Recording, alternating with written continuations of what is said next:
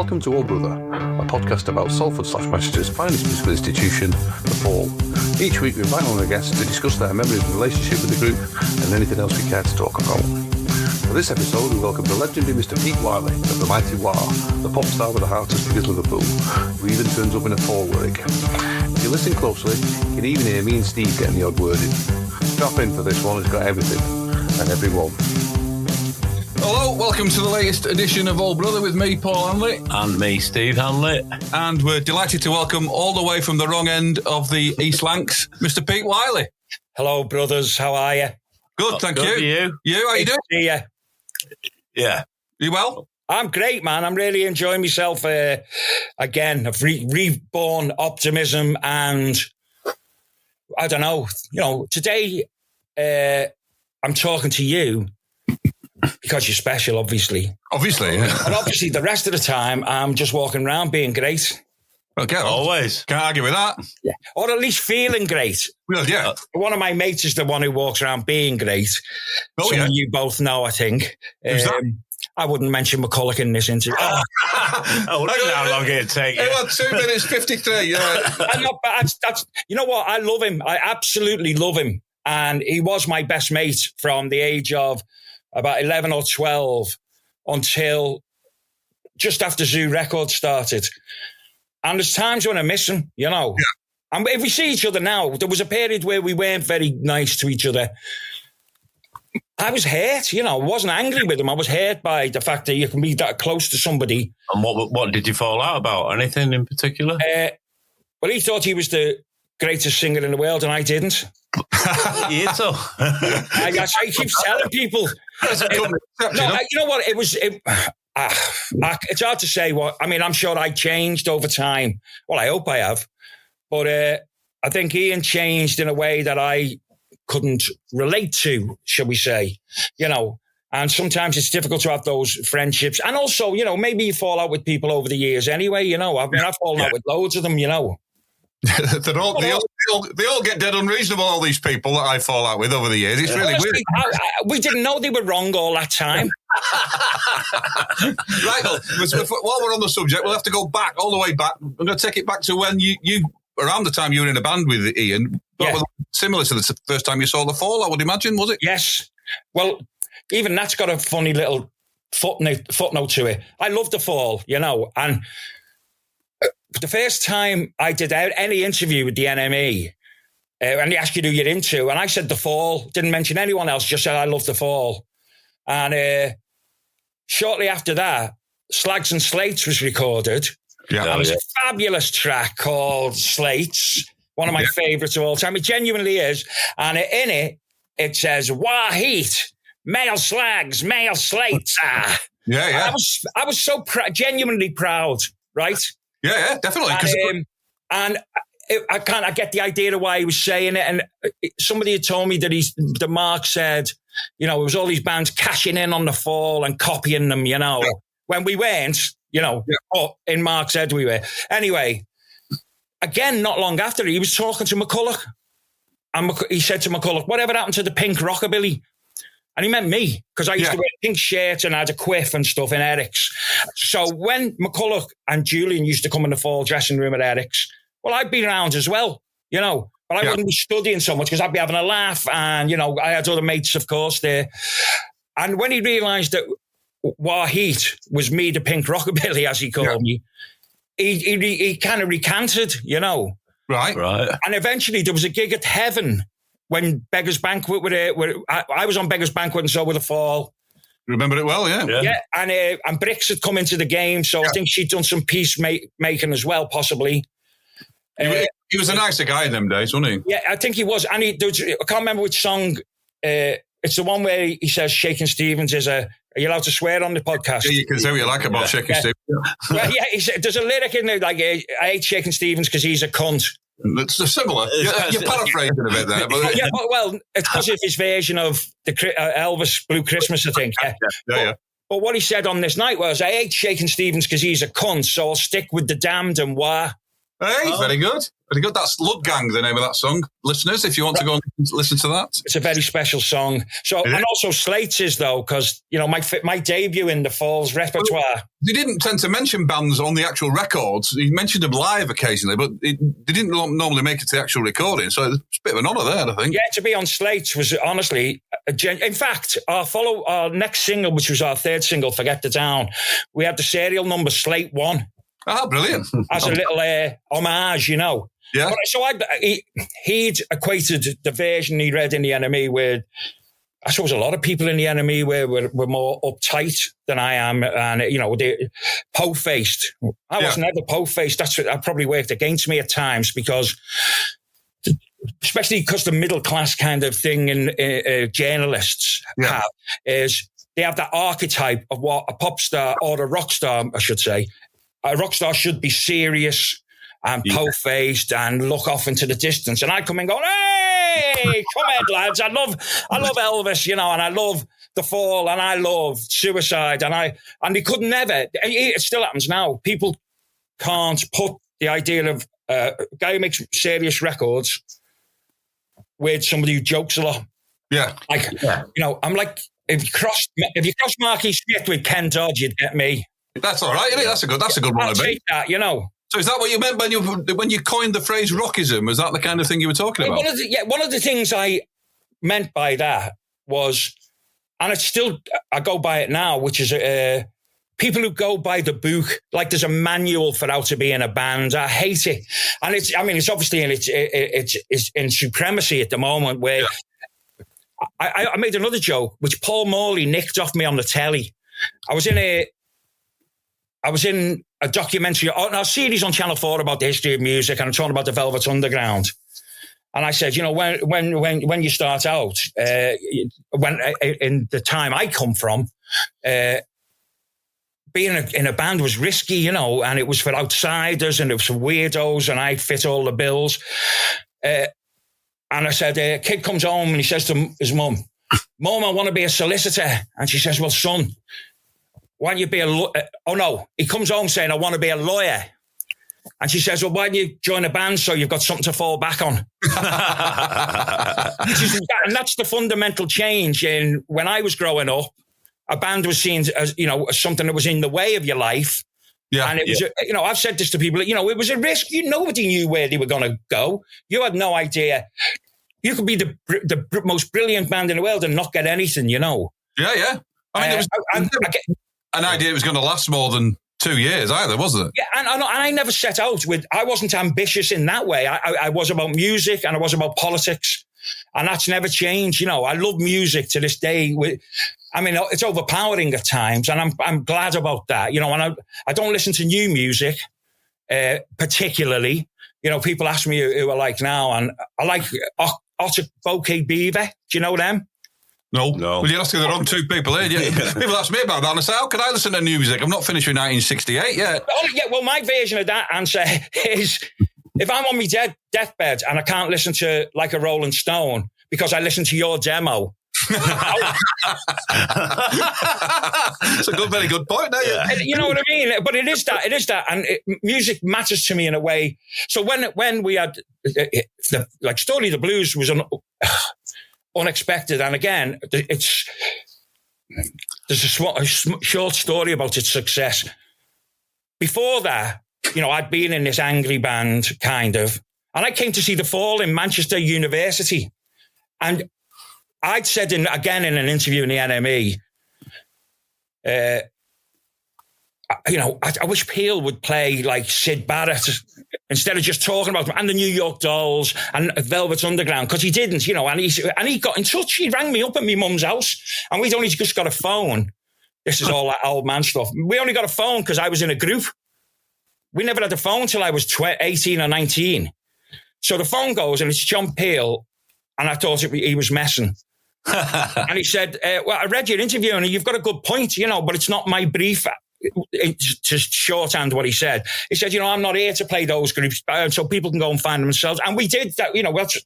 I worked in Probe Records and mixed with Julian Cope and, you know, McCulloch and Bill Drummond, and well, not so much Bill, because he was 2 years older, so that was ancient. It was a long time, 2 years in them days, wasn't it? It was. It really did. And well, he'd done things when I really felt like my life started on 1st of October 76, which was Eric's, and me and McCulloch went, and it was 60 pence, and we saw the Stranglers, who seemed great, but they were the first band I ever saw that got worse every time I saw them.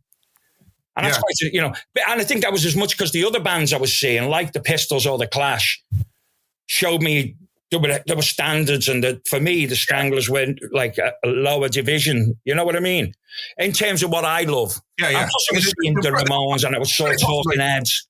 Very possibly better musicians than the Clash, I would imagine, the Stranglers. Yeah. Although, as you know, that didn't really matter, and it's still, to me, that doesn't matter. Do you remember the Desperate Bicycles? I do remember that. Yeah, I loved them. I loved that. And I saw them play. Roger Eagle booked them at Eric's one New Year's Eve, and there were about 24 people there. And the drummer was like the grandchild of one of them, and he was 13. And he was just sitting there like whacking a cymbal, like, that kind of can't play, but I'll hit this hard. Yeah. And it was one of the greatest gigs, I loved it. But I also then loved the only ones who could play like mad and had been around before, So I didn't ever have a barrier over what I liked or didn't like. But anyway, back to, so Peel rings up at my mum's and says, I want to meet, I want to talk to you about it. Not, I didn't know that kind of thing happened, because if you remember as well, before punk, you didn't get phone calls off DJs unless you were on the road show or answering a quiz. yeah. And he called me up. He said, listen, I'm coming up to Manchester to see the Fall. Do you fancy coming over? And I thought, wow, okay, great. And as we got to Manchester, I remember thinking, what if he's there with Dave Lee Travis and duffs me up? David Diddy Hamilton. Yeah, there's a side one from the back, him. Very careful with Diddy. See, he's the original Pete. I'm not going to go into that. Yeah, lawyers. So we came up, and he was just lovely. Peel was just a lovely fella, and he was interested. And we so we didn't just chat; we had a discussion. We talked about, why he can't play the stuff, and I still think there should be a show doing that. I don't think there's a show that does the music I like. Certainly, it's great that Six Music's off over there. Yeah. But it's off over there, it doesn't play Born to Run album. I came up to Manchester to meet Peel. Up to Manchester, I came across. Yeah. I used to go to Manchester a lot, and in fact, I've never had a problem with, this mad Liverpool versus Manchester thing. I've had more Mancunians in my group than I've had Scousers. Oh, yeah. I've had, I love playing Manchester. And I've got loads of mates, and I've had an affinity. And I never really saw the mad difference. It's obviously the football thing is the big thing that makes a difference. But even that, especially after Hillsborough, I don't see, I'd rather be mates with people than enemy. But so Peel comes, we stopped the conversation to go and watch you. Or watch the Fall. I can't remember if you were both in it. It was Master Polly, I think it was. Yes, it was. Yeah. Was it definitely the Poly? All right. Well, could have been. Polytechnic. Yeah, I remember. I even love the word Polytechnic. Yeah, it's great. It was a great room, wasn't it? It was fantastic. Yeah. I remember. Well, Elliot Rashman used to put the gigs on there at one point. He did, yeah, that's right. Yeah. And before him, there was a fella called Miles. So I've got a ridiculously good memory. You have, haven't you? That's stupidly good. I think it's again to do with ADHD, but I don't know. It's like. I'm starting to write my book, but I'll tell you about that in a bit. And my memory is so powerfully strong. Anyway. So already? Why haven't you written a book already then? I was too busy. I had to feed the cats. I had to go to the pub and tell everyone about it. Well, there you go. Yeah, that's the thing that Peel and other people have always used to say about me. He used to say, Wylie could be bigger than Elvis, but he's too busy in the pub telling people he's bigger than Elvis. I never even saw the difference, No. So we went and watched you. And I loved it. It was great again. But it was an odd crowd to some extent because I think there were students had just started maybe. And so some of them were there just being students, not watching the Fall. And I was thinking, this is incredible what we're seeing here. And you're taking no notice. And there was one, I said to one lad, he had a Rock Against Racism badge. I said, good on you for wearing that. He goes, I just like the colours. And there was a whole bunch of that going on. And that gig was one of the reasons I changed my songs. I saw you, I saw The Fall, I thought, they're the best. And, Mark are proselytizing on stage, King. And I used to do some of that. Yeah. I mean, just because I do, and I still do it, but not as much. But I thought, how can you communicate with people who aren't fans? For example, how would I have got those students interested?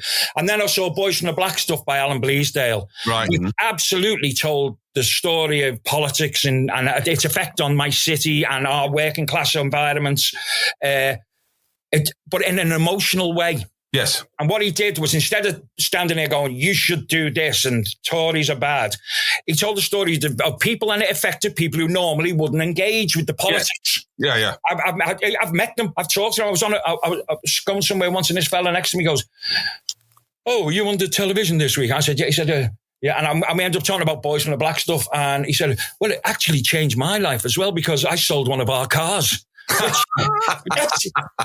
He could see no irony in that. Yes. It was, at least he'd been affected to some extent. And I think it did turn people's heads to, although they never did anything for the next 6 years about it. So that was one of the key. I talk about this, and I'm not just saying it because we're here now. I've told people I was at this show, and I just thought, I've got to find another way of communicating.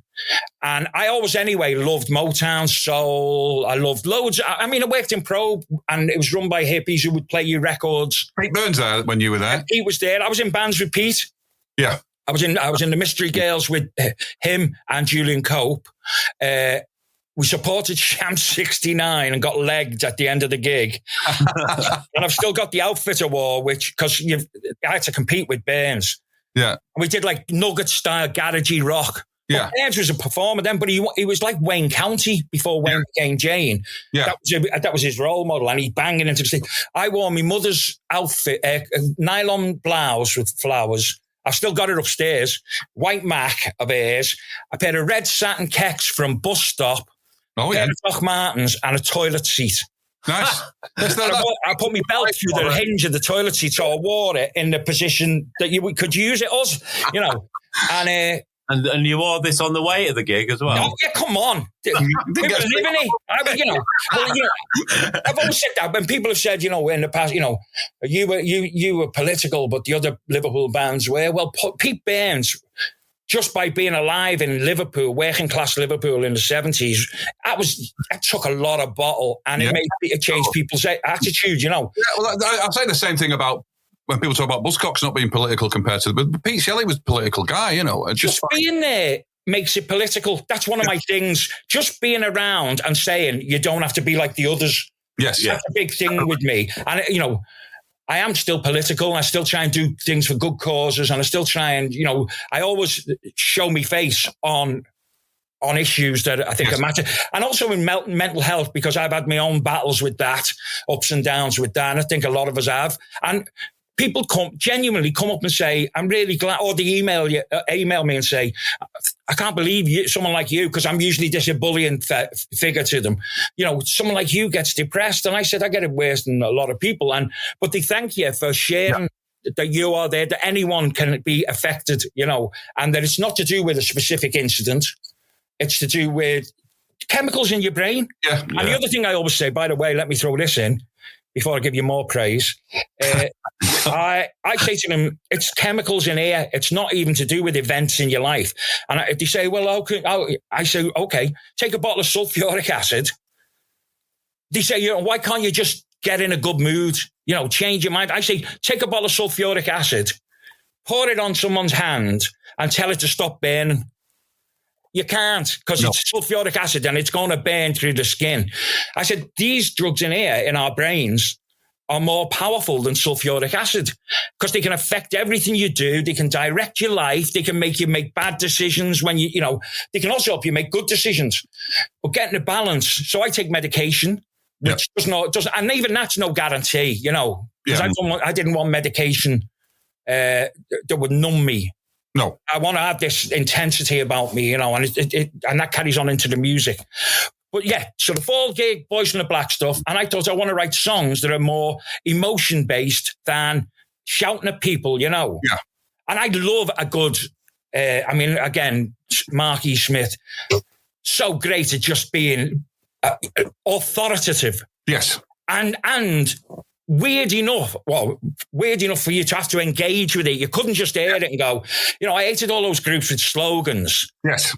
I don't count the Clash as that. The Clash had much more going for them. Well, they did a bit. They kind of grew out of it pretty quickly, I think. Yeah, it was weird because the reversion to more pub rock thing. You know, I just did some shows with the Undertones. They were great chaps, and you know, we all shared the jump. Friends of ours. Hey, good friends of ours, the Undertones. Yeah, they're great people, and the shows were great, and they're still as great as ever. But they said they didn't want to write political songs, because they couldn't articulate it in that way. And Mark, for example, didn't write sloganeering, but it's stuff that make you think. You know, there's no doubt. And even if you didn't know what he was on about, the presentation of you guys backing it and him just triggering things in your head, you know, that's a rare. You can't learn that. No, you can't. No.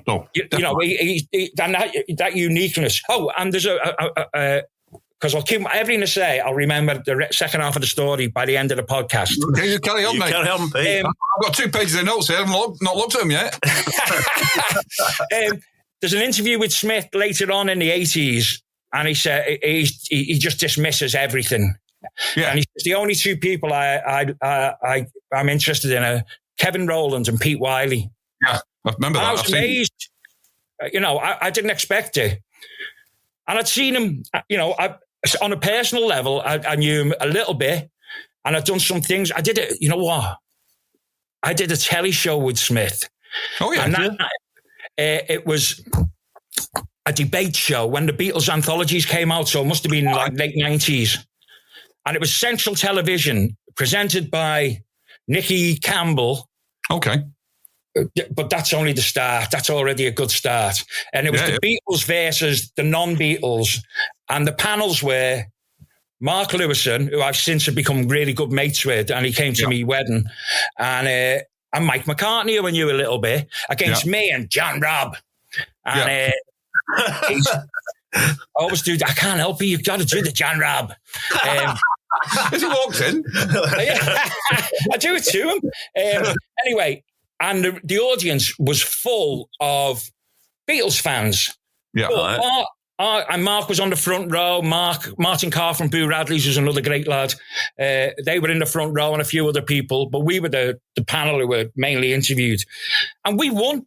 At the end, they had if you think Mark Lewison's won, and if you think Pete Wylie and John Robb, and we won with Beatles fans because our argument was coherent about new stuff coming through. Because in the Eric scene, Roger Eagle said to us, and it's not something I probably would have occurred as soon as it did with Roger, he says, fuck the Beatles.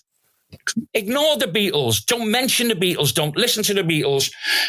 It was because I wrote a song very early on, and the line was like, John Lennon's cast a shadow over me, because everything you did was compared to the Beatles, and you just can't win. Not because no, it's pointless, isn't it? Yeah, it's beyond just the sound and the songs. It's about the whole mythology and their reputation and the love people have for them. Yeah. So I do listen to the Beatles, by the way. I have a confession. Yeah. I know that's shocking, but I don't know what that means. I remember Mark got a load of stick for it. He did an interview with the NME where he said people in Liverpool don't listen to the Beatles. No, he meant people in bands in Liverpool don't listen to the Beatles. Actually, when Eric, October the 1st, 76, I was already going into town with Mac, and there wasn't a strong Beatles. There was no tourist industry. Not at all. No, that terrible little statue on the wall, didn't they, on Matthew Street? Yeah. Arthur Dooley, who is a great socialist working class hero. But he can't sculpt. Yeah. He did one of Jesus. Obviously he's dead now. He did one of Jesus on the church there, and they had to take it down because it frightened the people. So Arthur Dooley, yeah. So it was about the comparisons, but also the people who felt betrayed. And a lot of them were still around from the 60s, because people do hang around, So when I wanted to, I loved Bob Wooler, the DJ from the Cavern. Yeah. And he would talk to us about those days and give us little snippets that other people didn't get. I remember Bob Wooler went on like a round table type show on Radio Merseyside in 1976. And as a prank, the DJ said, okay, tell us what you think of this. And he played Anarchy. Right. And the fella number one huffs and blows, they should be in prison and they're all psychopath, And the second one goes, yeah, that's not music. And then Bob Willer came to third and he went, that is fantastic. It's a great record. And he said, the simple part, this is great. He said, if John Lennon could have got that guitar sound, he would have got that guitar sound. Yeah. Because, so Bob knew to move and he loved us a lot coming through. And even just, he had a stroke and he died. But even right up to the end, he could remember, who was the guy you were with once in, it could have been Carl Burns. Yeah.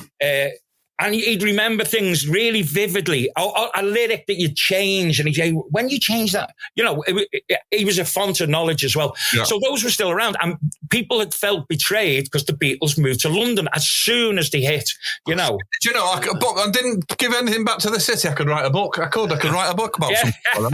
I love your book about Manchester. Thank you very much. I genuinely do. And I've cited it in arguments about, where's the Liverpool equivalent? Yeah. Our book was Paul de Neuer, who wasn't around. He'd left Liverpool himself. And at times he was all right. But his book is, he's quite dismissive of me. Right. Obviously shows he doesn't know anything. It did. And I wouldn't mind him dismissing me if he took a chapter to do it. Yeah. Not even in the index, Pages. It's not right. But his book, it's just too. It's just to me, it's too neutral. A Wondrous Place, right? That's a Billy Fiore song, obviously, but yeah, and there was hang on, I have to write something down. I'll talk to you about Zoo Records. I've not done the characters in Eric's yet. I was going to talk. I'll keep going, and I'll remember. Ask me something. Go on. Big in Japan. In retrospect, I like the people. I love Jane Casey. Me and our friendship only really happened because we were enemies almost back then. And it turns out that Pete Wylie, who was Roger's partner in Eric's, who managed me early on and helped me make records, he was an ex-psychiatry lecturer. And he was always, he liked playing people games, and he pitted me against Jane. And he claimed later, decades later, that I thought it might help you with your creativity. It was nonsense. So I call her my sister now. Me and Jane Casey get on great. I've worked with Bill Drummond every year for the last 6 years. I wrote a song for them that they use on their Toxic Day of the Dead ritual. Okay. I have a laugh with Bill, Brody I made records with, and I think I'm not always a fan of the end result of what he does, but in terms of the number of records he produced and had hits with, there can't be many who've had more, because he worked all the time, with Liverpool. He did the full. He did? What just went to knock another thing. what album was that? He did Beggar's Time, wasn't he? Yeah, he did. He produced the single "Hey Luciano." Oh, did he? Yeah. Wow! And that Seminole Live. Oh yeah, right. Okay. Rochdale, because it's half live and half. Right. Yeah. Studio, okay. So he did that. But he'd done. He did the Bunny Man, obviously, and stuff like that. He spent the night before I recorded Better Scream.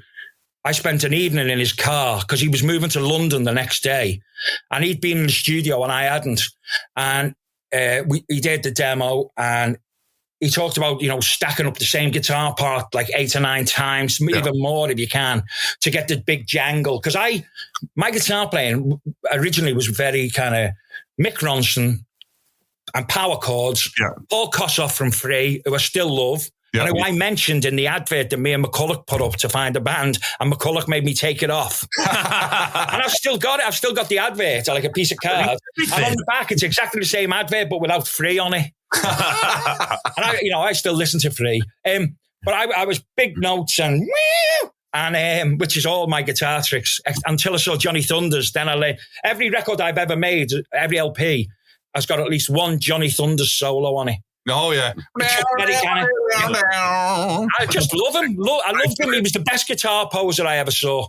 Yeah, he looks fantastic, doesn't he? Yeah, and I saw a clip of him the other night, and almost forgotten. I met him 3 times, and I covered "Can't Put Your Arms Around a Memory," which then gets associated with Hillsborough now. But I met him 3 times, and twice I was introduced by people in his band who were me mates. Right. And each time he was an utter twat. Yeah, I loved, you know, if he'd be. I said, he tapped my shoulder one night in a bar, and he went, "You got the time?" And I said, "Yeah, you're Johnny Thunders," and he went, "Yeah, you got the time." Just so dismissing. Beautiful, you know. Yeah. But I'd been like playing that way, but I knew when I made records that I didn't want to make records that were like other people's records. Yeah, I could have done all my Mick Jones guitar tricks that I'd learned off him, but I had this kind of jangly. Well, I still have. I play, hit power chords, but play jangling notes out of it.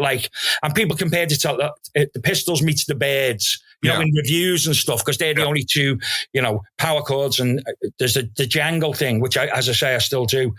And Brody had said, to get that really jangling, if you multi-track guitars, and I knew that a little bit because we'd done it a couple of in the demo. Anyway, the other great moment in that car journey, because he was going to London the next day, because he was in a group called the Original Mirrors. He had on his cassette, he said, "I've just made this C90 of all my favourite songs." Oh, great, we put it on. And it come to Be My Baby by the Ronettes, and it went, boom, boom, boom, boom. Then I went, "Your cassette player's running fast." He said, No, I couldn't fit all my favourite records on one C90, so I sped up the record jack.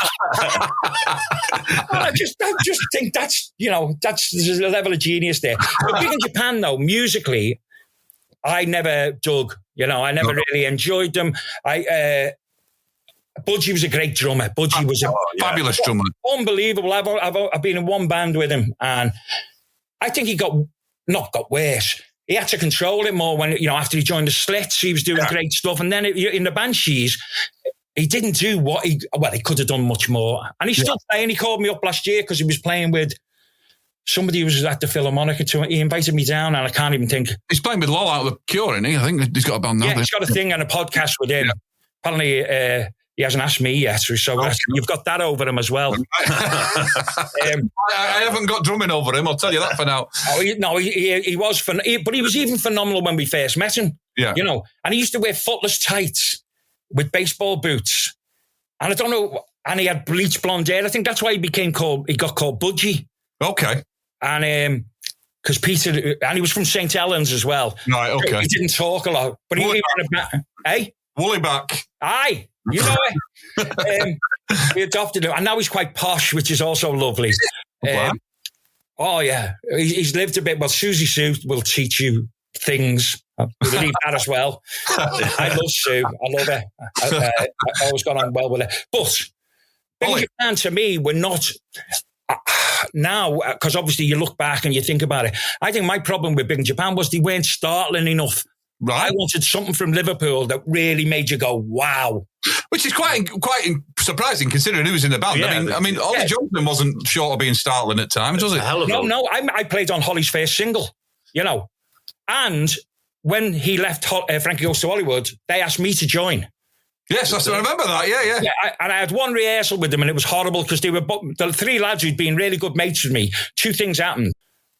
Holly had talked about the bullying and their meanness. And I got on great with them, because I was from the same area as them in North Liverpool, working class, and they thought I was a natural shoe-in for the job. Yeah.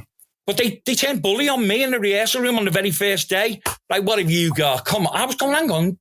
These are the same lads I was with last night. Right. And they were aggressive, and then they presented me with some of their demos, and it was like someone had done, those great hip hop records where you can't tell where one ends and another one starts, a mix. This was like they'd done that with prog rock, and all different time signatures. One song was about 7 times because they wanted to show that they were musicians, where they'd been accused of not being musicians, and that's stupid. Who cares? They were just really, really horrible.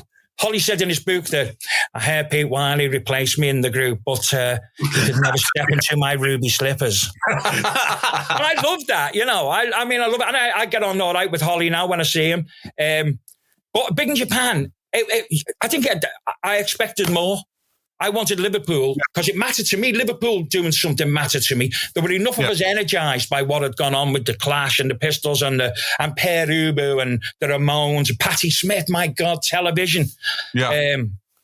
Although Patti Smith, again, I only like the first LP now. It's the only one I'll go back and play very much because Horses was astonishing art. Yeah, of course. Pardon me, I think I burped. Yeah. Twice. No, I want it in every interview. I explained, somebody told me off for burping the other week, which I don't do a lot, by the way. But I said to them, if it's good enough to start Raw Power, it's good enough for you. Yeah, true, you know what I mean? Yeah. So, so my guitar playing, and I think there's also that ego thing where you're thinking, because everyone suddenly thought they could be in a band, and everyone felt empowered to be in a band, and all the stuff we were getting from the music papers and the bands in London and Manchester as well was, anyone can do it. We all should be doing it, and you felt a duty to be in a band almost. Although I've met lads I was at school with who said, "You did it. You always said you were going to be a rock star." Because but it's an inverted commas rock star. Yeah. I'm almost the best parody of a rock star you could have because I know all the tricks and I know the leather jeans, but I also don't take it seriously in terms of the present, in terms of what I am, I started university doing French, Latin and ancient Greek the same weekend as Eric's opened. So it was on the first weekend then? Hey? Who was on the first weekend? The first weekend was the Stranglers, as I say, 60p. Yeah. And then I don't think there was even a Saturday act because there weren't a lot of acts touring. This is October 76. The Pistols played a month later and they weren't very good. Yeah. To be honest, I've said this to mates who talk about the Manchester effect, Yeah. And the Clash was ours, 5th of May, 77. The Clash. First, that was the thing, like I said, about the Stranglers it wasn't that they got worse, they just dropped down the league. A bit like Man United. I'm sorry to say that. I was wondering that was coming, yes. I didn't say that. Yeah. Oh, no. I don't apologise. Moving on. Yeah. Sorry about that. End of interview. Right, I'm off now. No, the Stranglers just, were still doing the same thing. I remember once Hugh Cornwell playing and they had a song called Being a School Ma'am. A School Ma'am. And he used to do this thing on stage which repelled me. Instead of a guitar solo, he used to rub his neck as though he was wanking and then spit like he was coming. Lovely. And I just thought, that's just shite. It's not shocking. It's not clever. And it's, you're better than that, lad. Yeah. Well, so every time we saw new bands, though, it would up it. It would up it. And we went as much as we could. And really soon in Eric's, Roger Eagle recognised there were a few of us. So we let us in for nothing. Yeah. So that was it. Because I had no money. I qualified for a full grant at university because, working class family who had no interest in university. And those were the days, weren't they? Oh, so good. My full grant, and I've still got the certificate, which is £1,076. He's got everything. Yeah. I have got everything. I've got soil from Elvis's grave. Have you? One tuft of carpet from Graceland, because when I went on the 20th anniversary of his death, I bought Elvisopoly, which is rubbish. Right. It's not, it's just squares with Elvisopoly written on it. There's no tactic or strategy. I bought all this rubbish. Sorry, what? I've been to Graceland. There was nobody letting me get a bit of carpet. You couldn't get me. Well, that was it. So it was the 20th anniversary, though. So the night before, this was the Saturday. On the Friday night, I'd got to Memphis for the first time, and it felt so great. Yeah. And I've said this before. Memphis reminds me of Liverpool when it was run down, whereas Nashville was like Manchester when it started getting money. Right, okay. They were more confident. Nashville, was a centre of industry with the Tony Wilson effect in Manchester, whereas the people who were art equivalent was Roger Eagle. And he had no interest in anything other than the rarest rockabilly or reggae he could find, right. And us being in bands, Yeah. I mean, I always think that when people talk about the difference, I think Tony Wilson had even bands he didn't like, he included. Yes. Like the Smiths or whatever. Yeah. I mean, I don't like the Smiths either, but I wouldn't. I just don't like them. Right. And people find that really weird, although I don't like the subsequent unrolling of the Morrissey.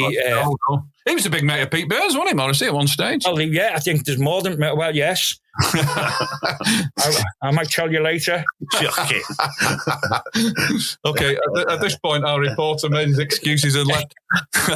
Yes, where were we? Yeah, the difference between Liverpool and Manchester. Tony Wilson. Yes, but we were seeing Manchester bands all the time. So, right, first time I went to Manchester was the 28th of December, 1972. Okay. To see David Bowie at the Hard Rock. Right. Wow. £1, and I've still got the ticket. Yeah, of course you have. And it was amazing. It was, of course it was amazing. And in fact, McCulloch, I don't know if he'd still do it, until like a couple of years ago, would still come up to me and go, why didn't you take me to Hard Rock in 72? Because I saw Bowie before him. Good impression, that. I'm good at stuff. Wait till I do you two in a minute at the same time. No, I wouldn't. But no, so that was my first trick. I had an uncle who lived in Manchester, Uncle Joe. Eh? Why didn't you take him? You know what? I don't know. So I went with two people I don't know from school. They said, they said they wanted tickets. We had tickets to see Bowie at the Top Rank in Liverpool before, and a lad at our school called Richie Woodhouse said, we said, we're going to see Bowie at the Top Rank. He said, you don't want to go there. And he said, it's full of, and came out with racism. Okay. And we were North Liverpool, which was very white. Yeah. I mean, it's still kind of majority white, which is a weird thing. You don't realise, because we never stepped out in North Liverpool. We went to town and where we lived. And so I live in the opposite end of Liverpool now. I live on the edge of Toxteth, and I have done since the 80s. As soon as I could get out of Liverpool, at North Liverpool, I did, with uni and stuff, and Eric's.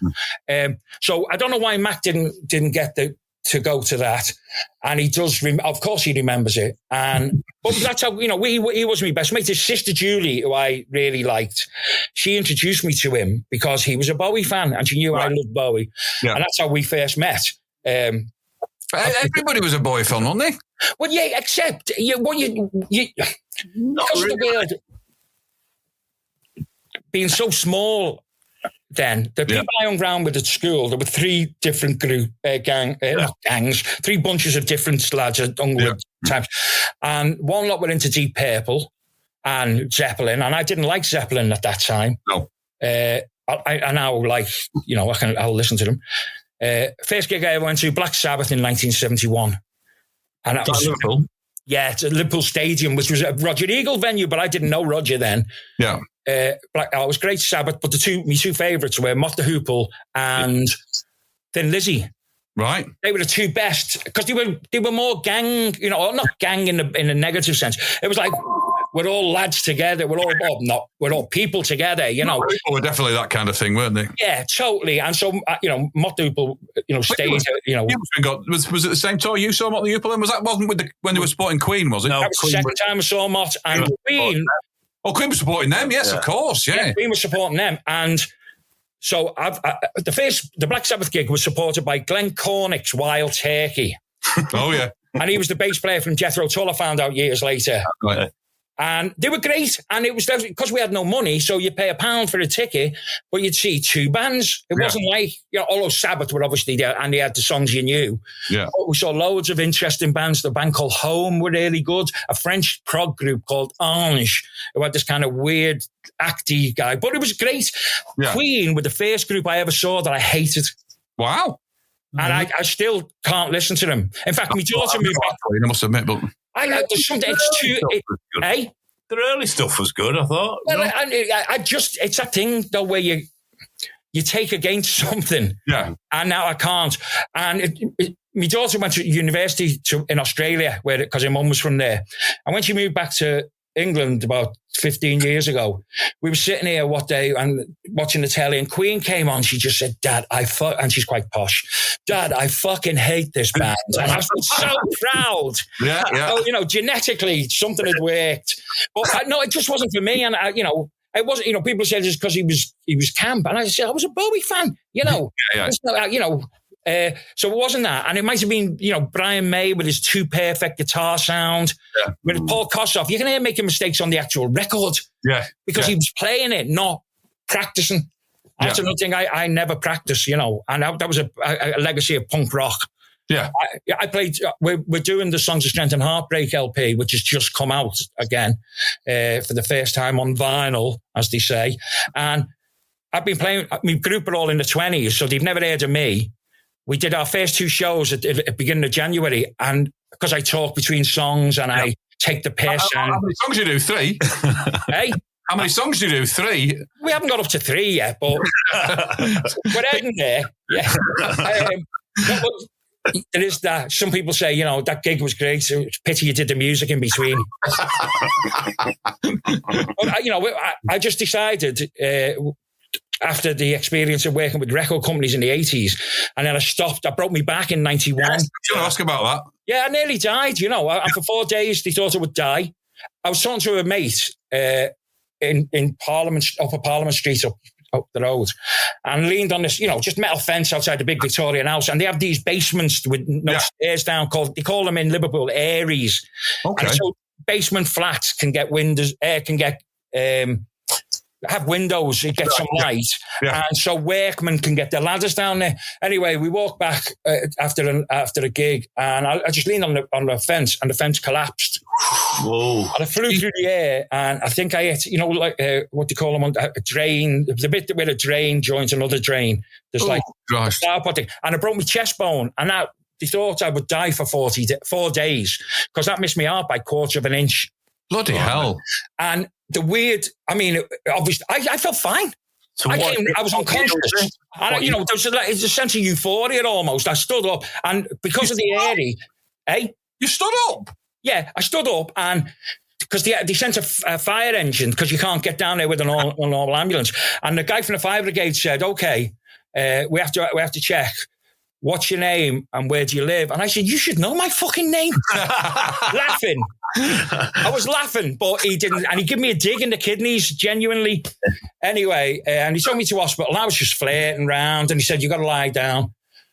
Oh, no, they never diagnosed it till the morning. And he came in and he said, okay, you've got to lie down now. And I had to lay flat, and I did for months. And on the 4th day of lying flat, there was an old fella in the bed next to me who genuinely was shitting the bed every 10 minutes. Beautiful. And it was hard work. So I couldn't compete with him. No. So that was, the constipation was worse than the actual injury because I wasn't moving. I was getting pampered and shaved by the nurses, and they knew who I was because, it was late. It was 91, so I'd had records they knew. And, you told them. Yeah, I had a big neon over me. No, I didn't take the neon into the hospital. I had it with me anyway. Yeah, of course. Yeah. So I am surprisingly. There's another part of my diagnosis which came with the ADHD, which is I'm an introvert extrovert, which I didn't know was a genuine thing. So I'm talking to you. As soon as I say it like this, you're still on hospital bed here. Never mind. One problem at a time. You're still on your hospital bed at the minute. Hang on. Disgraceland is the name of my house. Yes. And when I leave it, I'm Elvis. Yeah. As soon as I come in the door, I'm really quiet, overthink, reading, writing. I'm not like this all the time, but it's not an act either. It's just what's developed over the years for me to be, to survive even. Yeah. So they thought it was the 4th day. The doctor comes in and he looks like, he speaks to me mum and dad at the end of the ward, and I could see them visibly kind of going, whoa. And he walks up to me. He was like Dr. Hibbert in The Simpsons, which is the comparison I always use. He goes, well, Mr. Wylie, we don't think you're going to die now. And I went, oh, brilliant. He went, no, we thought you were going to die. Oh, Christ. And I hallucinated incredibly that night. And the next day I asked him what they'd given me, and he said, nothing, that's endorphins in your brain. The shock gets released, but it also says heal. Yeah. And the big one I remember was me and Maisie, she was 1.5 at the time, passing giant primary coloured ladybirds that were this big, like the size of a helmet, to each other on the backs of our hands, and it was specifically the backs of the hands, and I don't know, but it was terrifying. And the other thing that happens is that so that the extrovert version of me is so used to dealing with things and winning sarcasm. I'm one of the few actors who heckle the audience. You know what I mean? Yes. And suddenly I was vulnerable because you kind of had that. I was still young in my head. Yeah. I was vulnerable physically and mentally. I got really depressed. Maisie's mum didn't want to live in Liverpool, so she took Maisie to London with her, and then Australia, which absolutely is the worst thing that ever happened in my life. And I still think there was some trauma from that. It goes on with me, which again, although I get, Maisie lives in Liverpool now. And, she's great. But I also, I couldn't do my usual things like have a bevy, go and hang out with your mates. You know, the way you can avoid challenging thoughts if you want to. Yes. Or you can decide which challenging thoughts you're going to use that day. Like, will I write a B-side? Will I learn a new chord? I already knew the full 5. So the minor ones you're going to think, well, I love a minor. Anyway, the chord I love most is the C major 7. Very nice. It's just a killer. I've tried to get it into every song now. Anyway, so I'm weeks and months. I actually checked myself out the hospital in the end. So I had a plaster cast that went from here to my waist, and I've still got it, of course. Yeah. And it would just about fit me head now. How big's your house? Hey? How big's your house? I'll tell you the story of this house. I got this house in 1985 because me and Josie were living in a flat in the next street. I took our dog, Shankly, Jesus. into the... What was that? Sorry? Nothing. That's it. You want to check with your son for glitches there. I took him to the park at the end of our road, Princess Park, and he got off the lead, and he never used to do that. And so you have to, trying to get on, and then he crossed the road at the end there, and he ran up the street there, and he came into the path of this house. Now, me and Josie were in this flat, which had 2 stories, it had their own staircase. It was £21 a month, and we thought we were being robbed. I'd had the record out. I deserved 3 staircases. Anyway, the dog comes up the path of this house. This is an important thing. I never lie, and I say this live because if I lie once, any other tale I tell you, you can doubt all of them. So I don't like liars anyway, but I always tell the truth. So the dog comes up the path of the house, and I finally got him, and I'm going, you little or whatever comedians do.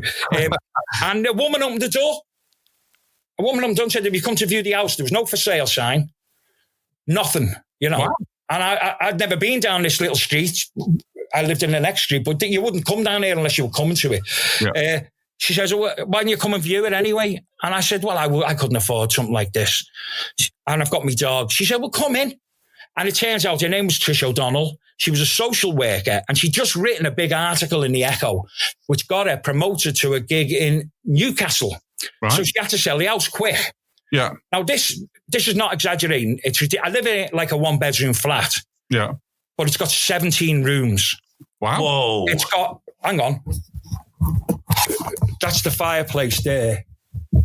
Blimey. Can you see it? Yeah. That's not the best fireplace in the house. There's one in that room which goes from the back wall all the way to the front wall with stained glass and cupboards.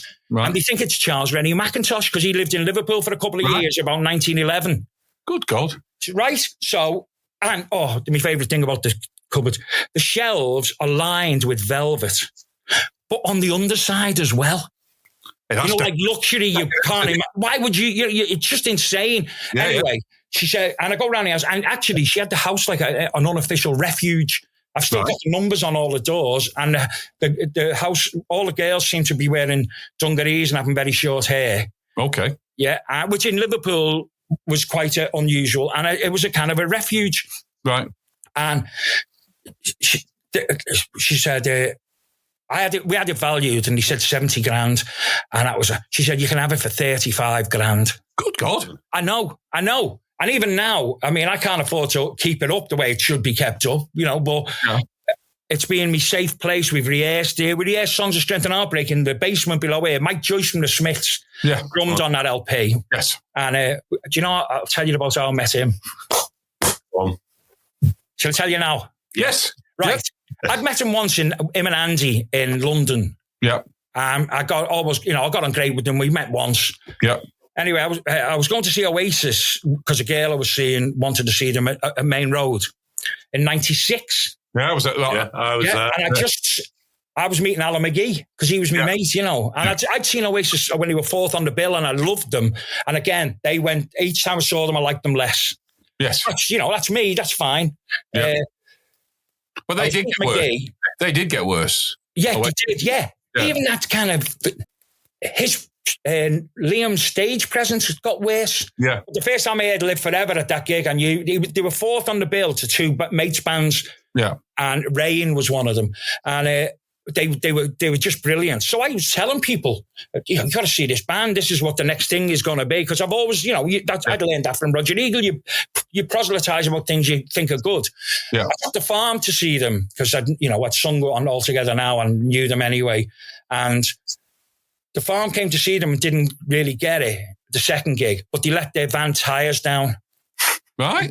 That was their response, which is a shame.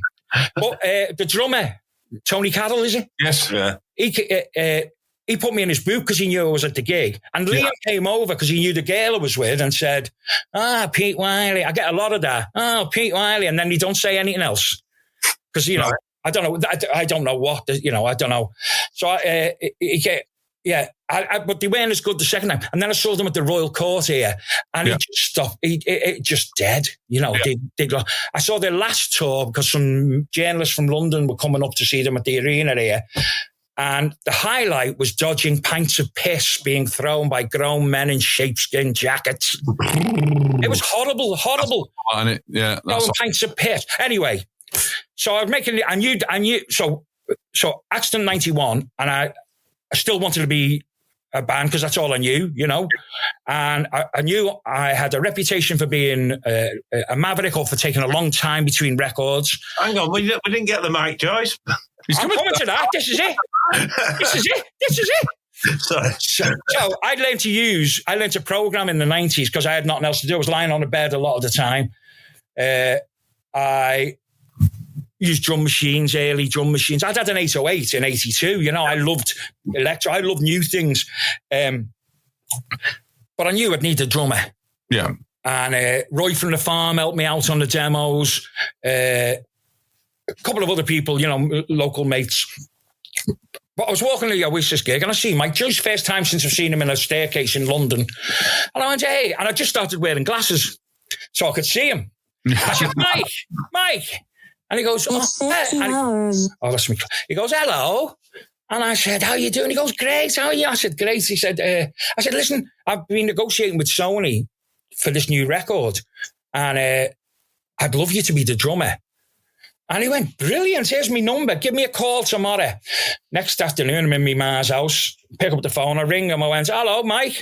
He goes, hello. I said, it's Pete Wylie. He goes, hello. Like someone... Yep. He clearly didn't know why I was calling him or how I got his number. The night before, he thought I was Elvis Costello. Genuinely. And he thought he was getting to join the attractions, which is but he came and he did the LP and he was, it was quite hard because it was when he was going through the Morrissey court case. All right, okay. So it was, personally, I know it was a hard time for him. Yeah. But I love his drumming on the LP because it's just... straightforward and banging it,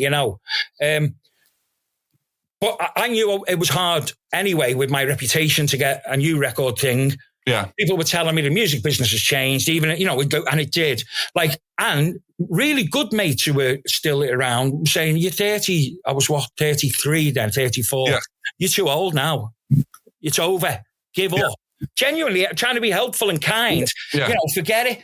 And I thought, I'm not, I'm not going to. So I knew the demos had to be fantastic. The best I could do. The songs had to be as good as I could write and get rid of all the peripheral stuff like they wanting to experiment and to try different things. Just hit them with songs and play them like a Motown rhythm section down, which we did in the basement. Then upstairs, I'd go and learn on an Atari how to program. First time because it was very challenging in those days. Anyway, so the first time we heard the songs with the rhythm section, my guitar and the strings and stuff was in a demo studio, but they sounded great, you know. Suddenly they sounded great. But it's still, you know, no record companies interested, no mates who were A&R man were interested. Ronnie Gay, who I'd known since he worked in Record Mirror, and he's still my mate, but he heard it. I came to Manchester when In the City was on one year. Oh, yeah. And I'd come to give Ronnie Gay, and I'd come to give another mate who worked with the Pixies a cassette just to show him my first demos. But I compiled, like, from Better Scream up to Don't Lose Your Dreams off the Infamy album. I'd never put them all in one place, you know, because it hadn't occurred to me. And I had this cassette to give to this mate, and he didn't turn up. I saw people like Paul McGuinness, U2's manager, and I knew him from the early days in Manchester. You know, they supported us in Manchester at Holly. Yeah. But my mate never turns up. And so Ronnie Gay turns up, and I gave him the cassette, and he called me at 9 the next morning. He goes, geez, your demos are fantastic, but also hearing all your songs in one place, because I own them. Yeah, okay. Our manager, the one piece of foresight he ever had was to negotiate it, so the rights came back to me. Oh, that's good. Yeah. That's brilliant. So now we're doing this reissue. It's just that it's so far on in my life. But anyway, so we started negotiating with Sony. He worked at Sony, and I negotiated the deal with him. And just as we were about to start recording, one other thing intervened. I got a phone call again. I used to answer. I don't answer the phone now because of anxiety and shite. It turns out it is a real thing. Yeah. It's called the Wall of Awful. Oh, blimey. When you've had if you've had a lot of negative phone calls, you kind of grow this anxiety. Oh, what's it going to be? Is it, you know, who's dead? You know, who do I owe money to? Blah, blah, blah. And which member of the Fall am I? Have you got a helpline, by the way? Yes, we have, yeah. I haven't even told you about Carl Burns, but I'll come back to him. We'll come back to Carl. Is this too much? Am I talking too much for you? Not at all. You carry on. Are you sure? Yeah. I know that I do I get excited. I tell you what, it's better than the alternative, isn't it? We can sit here looking at yeah, I suppose. Yeah. You wanted Miles Davis of chat. Lou Reed. Yes.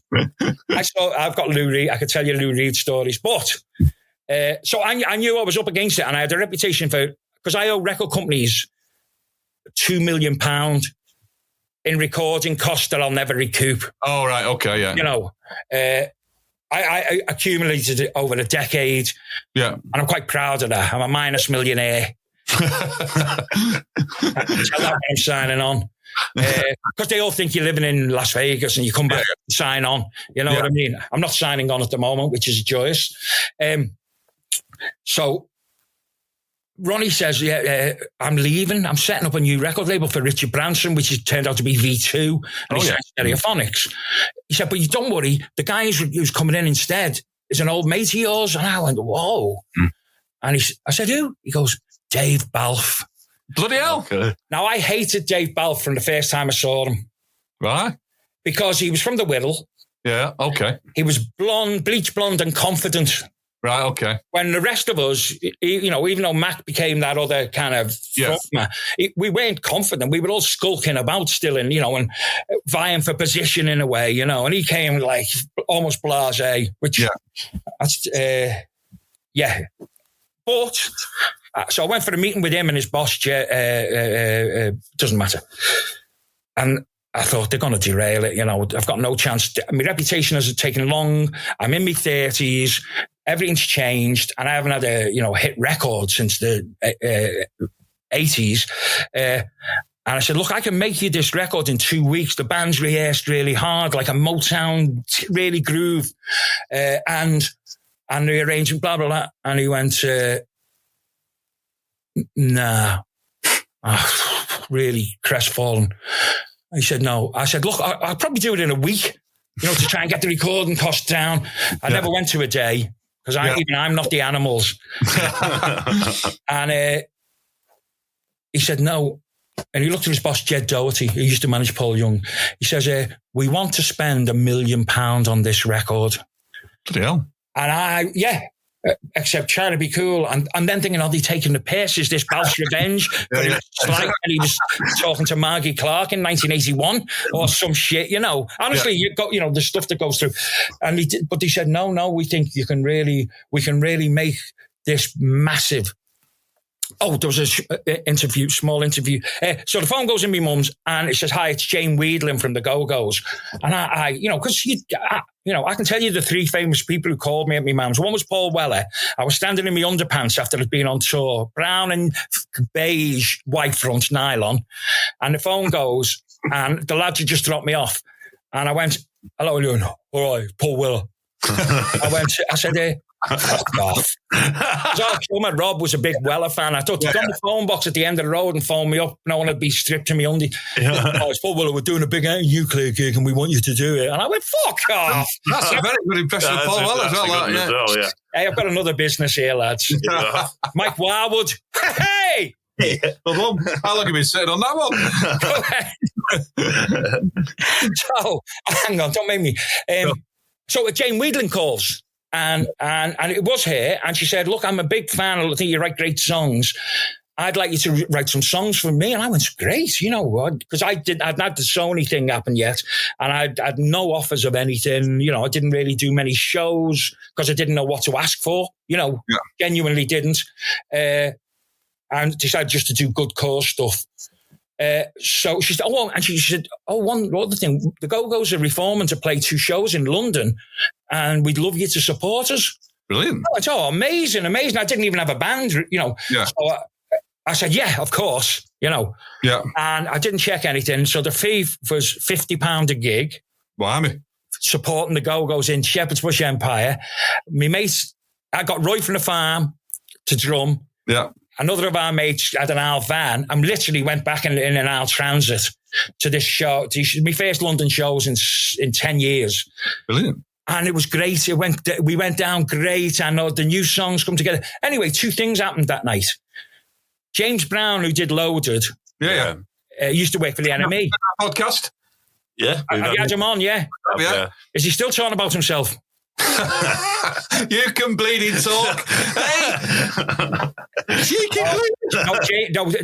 I've got to give him that little moment because he absolutely heroically. He said he sent a fax backstage at Shepherd Bush Empire. Fax. And I've still got there. And he said, "Wylie, that was fantastic. What are you doing? I would love to do some writing about you." I know, there'd be no interest in me at all, Yeah. And I thought, great, a little mention in the NME or whatever. He wrote a 9-page piece in the Guardian Review. Bloody hell. Wow. Saturday one with the colour cover. Yeah. We got a great photographer. We do in this room, did an invitation of bringing it all back home with me and another girl. Oh, yeah. And, with my stuff around. Yeah. And 9 pages and talking about me as, he should be here. And he's there and he's coming back from an accident and I've just seen him like blah, blah, blah. Got to tell lots of tales and stuff. And the other thing, Arthur Baker came backstage and I'd met Arthur in New York and I loved him. And we were recording in New York in 87 and it was his studio. I wasn't working with Arthur. But at the end of our sessions, I'd hang out with Arthur. Listening to, he'd done a track with Ian Hunter and he knew I liked Moff the Hoople and he played me this shot all around the world. Fantastic.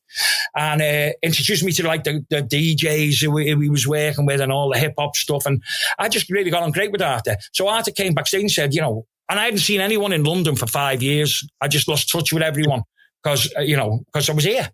Yeah, of course. And he said, what are you going to do with the songs? I said, I don't know. I've got no money. He said, I'll pay for your demos. And he came up to Liverpool and recorded 4 songs, which started, those 2 things absolutely started my second go from 95 onwards. And without them, I'd still be trying to play, but I don't know what would have happened because I didn't like the business aspect of it. I didn't like dealing with, I think that's again, like the rockism thing. People just accepted the record business would be like that. Yeah. And even more so now. Whereas I said, there should be other ways. Surely there's an ethical way to do stuff. Surely there's a more responsible way to do stuff. Surely, one of my things I said in the early 80s was, he said, what will you do if you make £1 million? I said, well, I'd give money to Johnny Thunders, Patti Smith and Tom Verlaine and say, make a record without the record company. Yeah. Right. Like your first ones were, Yeah. Go back to that being art. Even Johnny Thunders, trying to be a pop star, failed because he couldn't because he was a junkie, Yeah. Mm-hmm. Go back to heroin, Johnny. no, I didn't. No, but, to me, that was always... Here's £1 million, Johnny. Don't Jesus Christ, what could go wrong? You learn. But anyway, and I never fit. I was good at looking like I fit the music business because apparently I was good looking. And I'm not saying that arrogantly, but, I was on the cover of Smash Hits. Yeah. And when we did Top of the Pops or any telly show, we'd sell more records. And the songs were big, singable songs, with choruses. And so record companies always thought I should be more successful than I was. Yeah. But I didn't really think like that, And each time, in fact, when I used to take, after Story of the Blues, I sabotaged our performance on the Tube with the follow-up single because I had a row with the record company. I went on strike. This is what I'd say to them, and they wouldn't take it seriously. Yeah. And it was a little bit tongue-in-cheek, but also I'm not playing those games here, Yeah. This is how, and if they'd had a bit more faith, who knows? But it was easy, I took a year off after Story of the Blues because I liked also the idea of the next record, is it starting again? Yeah. I Come Back, which I did all on me. I played everything on it. Come Back. I played the bass on Come Back. I did all the writing, the strings, the synths, and that was a hit again. Yeah. And then the record company, we got dropped by Warner's. Beggars Banquet released that one record, and they're lovely Beggars compared to Warner Brothers. Yeah. But still, they still got their own. They've got things they've got to hit. Of course, And so I took 2 years off then. Yeah. And then did Sinful. So people say, oh, you had 3 big hits. But actually, I had 3 big hits over 5 years. Yeah. And each time I stopped, I could do it again. And then I didn't. We released singles in 90. But I loved Acid House. Yeah. I was in London a lot of the time. So a mate came up and said, we'd done a dance remix of Sinful. With Zoyce Beheld, who produced it. That's how he got the gig with us. He took the Sinful master, made a great 12-inch with it. And it was mate said, it's getting played in these new clubs, these Acid House. And I said, well, I knew a little bit, but I didn't, And the first time I went with my mate Nick to Paul Oakenfold's club, Future, and I had my biker jacket on and leather jeans, which is just what I used to wear, Yeah. And there's all these drab-looking kids around. Then the strobe came on. Then someone gave us a pill, and I loved it. But it wasn't before the ecstasy had kicked in. The strobe thing, just seeing young people in white, really performing them and loving it. I didn't know what ecstasy would do, which I did find out later that night. I loved it, but my way of loving Acid House wasn't just I'm aficionado. I've always liked dance music, but I wasn't. I thought it was like the Velvets, repetitive. Like when European Sun or whatever, and with discord as well, which I liked, and I'd always liked Tangerine Dream and stuff like that. So when I heard the 303, the bass line, oh man, I fell in love. But they also used to play, as they called it, Balearic records, anything you could dance to. And the 12-inch of Sinful was one of the records in the Acid House clubs. So people would invite me then. And the weird thing happens. The exact opposite of punk. There was nobody around, no faces to the, you didn't see any of the DJs from America. Hey? Except you. Yeah, well, I was the only person whose record he played who was actually there. Yeah. So people, and because, we have a lot. I didn't act like a pop star. I acted like a nice guy, having a laugh with them, and they loved it. And I Paul Oakenfold, Danny Rampling, all those people. Andy Weatherall became one of my best mates. And I still miss him. We were going to work together. And when I was down, Andy would come and get a gig in Liverpool, but he'd come down early to come and see me. Yeah. To check in, are you all right? How's it going with this? And, he's a big miss. Far too young. Yeah, terrible, and he had so much going on and it could still go on. Anyway, but I loved Acid House nights. And then, after a little while, mates like Paul Rutherford were down there. Pete Burns and Lynn Burns were down there. So we'd be hanging out with them. Mal from Cabaret Voltaire became one of my best mates. And I still love Mal. I saw him last year when he played. So it just, I loved it. I loved it. And so I wasn't really, my heart wasn't in. I love the recording studio. Yeah. I love working on my songs. But there's another aspect to the way I recorded. ADHD, you either want instant results, which is why I could do Peel sessions. Yeah. Mm-hmm. One day record, you know what it's like. Yeah. Or you want to dot every I and cross every T. So I would take years in the studio just to fix one hi-hat. I mean, it was insanity, and it wasn't because of drugs or anything. It was just, I now know it was ADHD, obsessiveness, hyper-focus. So that's where that reputation came from.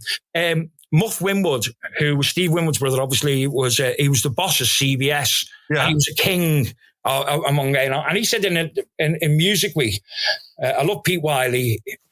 He's like Brian Wilson, but slow. I'm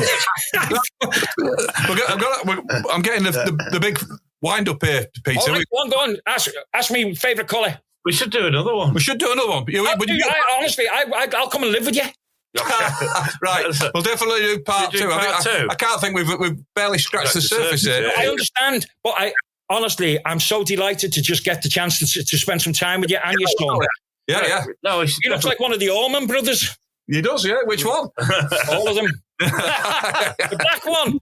That's what's his name? That comedian, the Scottish comedian. People say to me, you look like one of the Proclaimers. Well, I don't. I look like both of the Proclaimers. Ronnie Gare says, how do you know the Proclaimers are Hibernian fans? Because they look like Hibernian fans. Well, honestly, I'd love to come and tell you, Again, yeah. Let's do it again, yeah. I wouldn't mind even doing the same questions, but with different answers. Yeah, we can do that. Yeah. I'm sure. Well, let's get Thank you so much. I'm honoured to be here. Great to see you, man. I'm a massive fan. Love you. Thanks for listening to this episode of Old Brother. You can find all our previous episodes on YouTube and wherever you get your podcasts. We're hosted at shows.acast.com/old-brother. If you enjoyed this episode, please give us a like and tell your friends about us. Episodes are released every second Friday, so watch for the next episode in 2 weeks. See you next time, and remember, if you're driving, take your car. Ta-da.